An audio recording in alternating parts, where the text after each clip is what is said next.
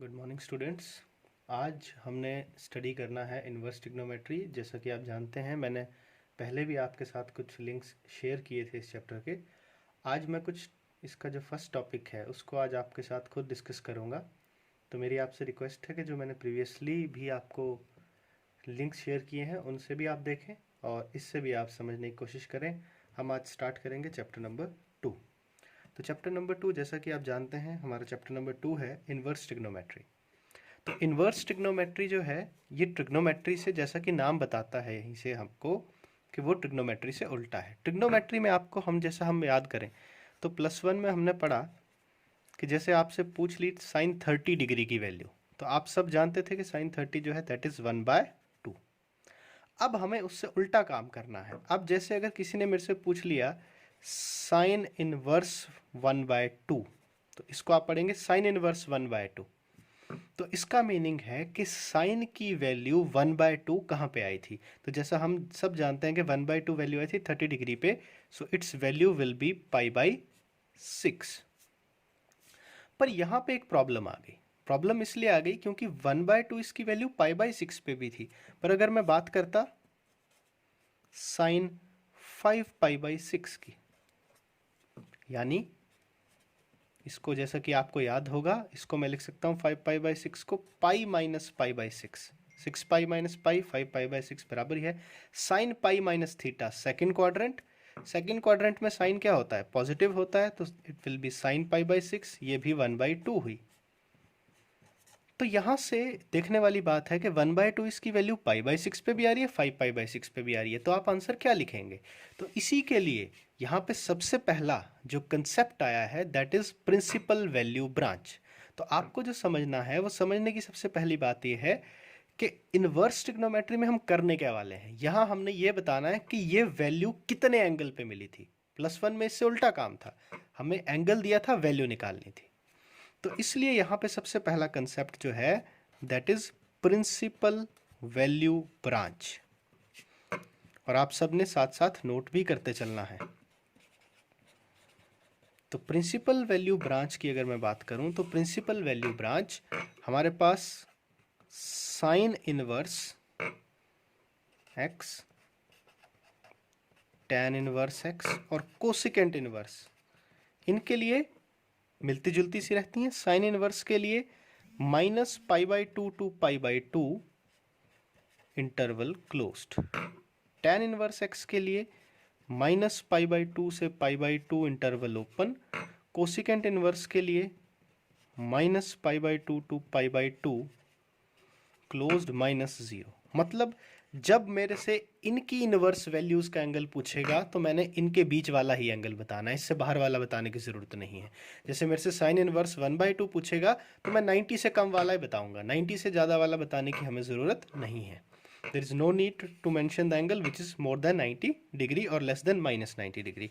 Now इसी तरह से cos inverse x, secant inverse x and cot inverse x, इनके लिए भी मिलती जुलती है। कॉस के लिए ये है 0 से पाई, सीकेंट इनवर्स के लिए ये है 0 से पाई माइनस π/2। π/2 को इसमें इंक्लूड नहीं करना है।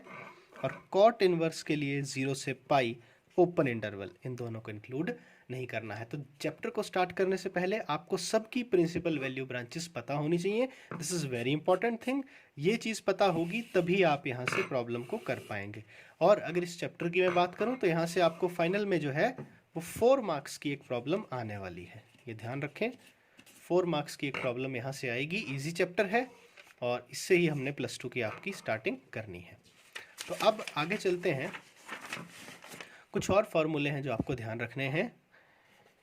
Sine inverse of -x, sign tan cosecant, जैसे पीछे इनकी साइन इनवर्स, टैन इनवर्स और कोसिकेंट इनवर्स की जैसे प्रिंसिपल वैल्यू ब्रांच सेम थी, वैसे ये फॉर्मूले भी सेम होंगे।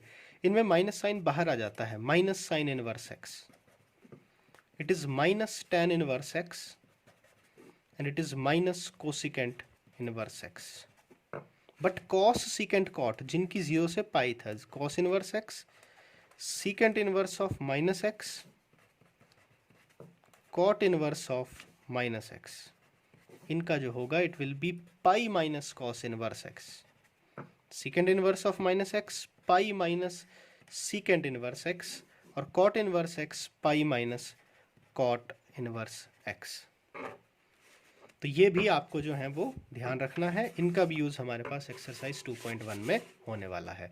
तो अब जैसे एक्सरसाइज 2.1 की मैं बात करूं, तो इसमें सिंपल सी प्रॉब्लम्स हैं और हमें जो है वो सिंपल सी प्रॉब्लम्स पूछी गई हैं।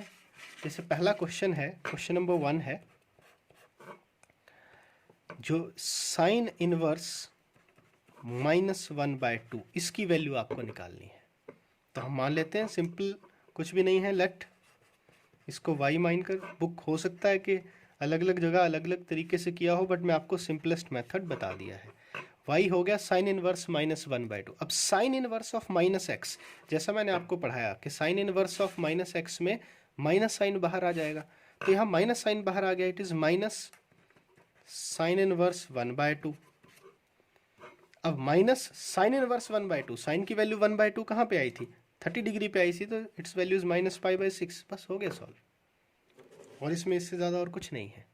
इसी तरह से जैसे क्वेश्चन नंबर 5 है, अगर मैं बात करूं एक्सरसाइज 2.1 के क्वेश्चन नंबर 5 का, तो क्वेश्चन नंबर 5 है cos inverse of -1/2। So let y is equal to cos inverse -1/2। अब cos inverse of minus x हमने पीछे पढ़ा कि कॉस इनवर्स में पाई माइनस करना पड़ेगा, तो it will be pi minus cos inverse 1/2, क्योंकि हमने पीछे फॉर्मूला स्टडी किया कि cos inverse of minus x जो है that is pi minus cos inverse x. Cos inverse, second inverse और कॉट इनवर्स, इनमें पाई माइनस कर हो जाता है अगर अंदर एक्स की जगह माइनस एक्स आ जाए तो यहाँ पे ये हो गया पाई माइनस कॉस इनवर्स 1/2। अब कॉस की वैल्यू 1/2 कितने में आती है, कॉस 60 पे आती है, तो कॉस इनवर्स 1/2 हो गया 60, यानी कि π/3। सो पाई माइनस π/3 इट इज 2π/3, ये इसका आंसर रहेगा।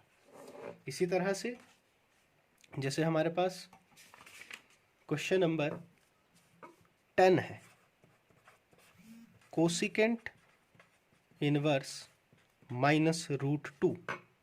तो कोसिकेंट में भी क्या होता है, हमने पढ़ा है कोसिकेंट की, अब याद करो कोसिकेंट किसकी तरह चलेगा, साइन की तरह, साइन टेन और कोसिकेंट, तो माइनस साइन सिंपली बाहर आएगा, इट इज माइनस, अगर इसको y माना है तो ये हो जाएगा y equal to minus cosecant inverse √2। अब कोसिकेंट की वैल्यू √2 कहाँ आती थी, देखो अब साइन की जहाँ 1/√2 आती थी, क्योंकि कोसिकेंट साइन से उल्टा है, तो साइन की 1/√2 आती थी 45 पे, तो यानी कोसिकेंट की √2 आएगी 45 पे, तो इट विल बी -π/4। तो इसके लिए एक तो आपको वो टेबल याद रखना है कि कितने डिग्री पे किसकी वैल्यू क्या होती है, फिर आप इसकी प्रॉब्लम को कर सकते हैं। तो आज आप सबको होमवर्क है कि आपने जो है वो एक्सरसाइज 2.1 का question number 1 to question number 10 और इससे पहले के एग्जाम्पल्स ये आज आपने ट्राई करने हैं सभी ने। इसी तरह से मैं आगे भी कुछ वीडियोस अपलोड करता चलूँगा, और जो जो लिंक्स आपको दूंगा वहाँ से भी आपने देखना है। जो लिंक्स मैंने आपको दिए हैं उसके अंदर एनसीईआरटी को पूरी तरह सॉल्व किया गया है। फिर भी अगर आपको कहीं कोई प्रॉब्लम है तो आप लोग मेरे से डायरेक्टली कॉन्टैक्ट करें। तो ये सभी स्टूडेंट्स ने आज करना है, और जो लोग ग्रुप में नहीं हैं उनको ग्रुप में ऐड करना है, क्योंकि अभी मैंने इसको थॉरली जो है वो बिल्कुल स्टार्ट कर देना है। तो सभी स्टूडेंट्स ने ध्यान से इसको करना है। And stay home, stay safe. Thank you.